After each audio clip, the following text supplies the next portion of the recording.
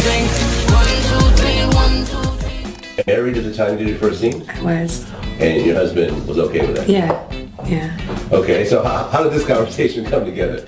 You know what, my ex-husband and I, we're like very simple people. I walked up to him, I said, you know, I've been thinking about doing porn. And he was like, okay.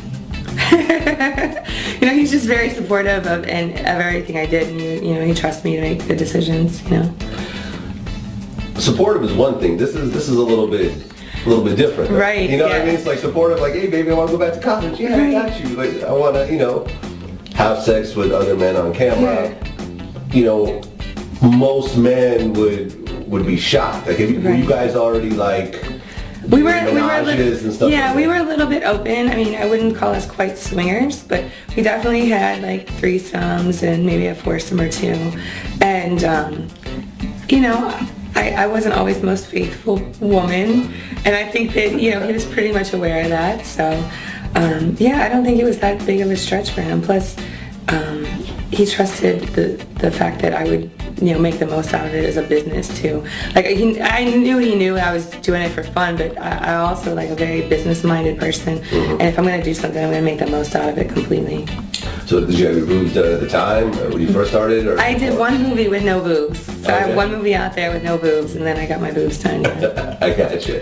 So how did your marriage get affected once you started doing scenes?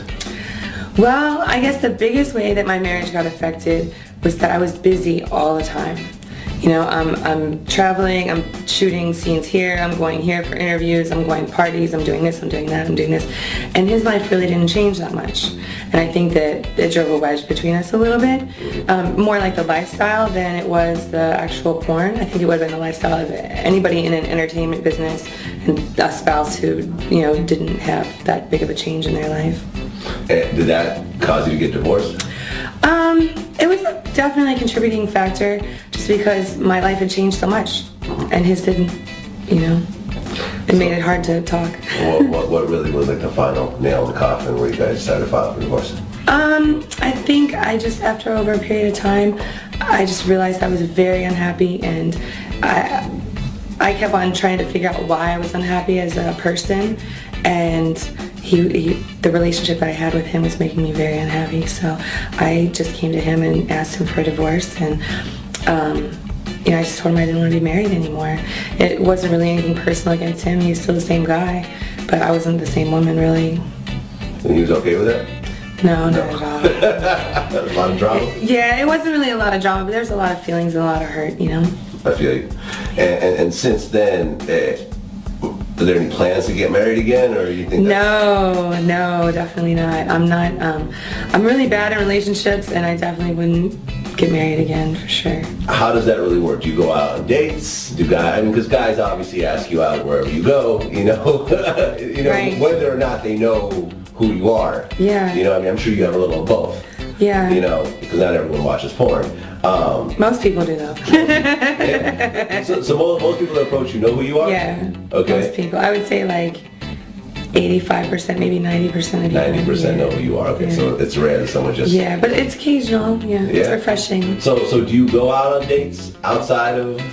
Kind of, yeah. I mean, I've had to find my own way in like dating and relationships and stuff, because I'm not normal.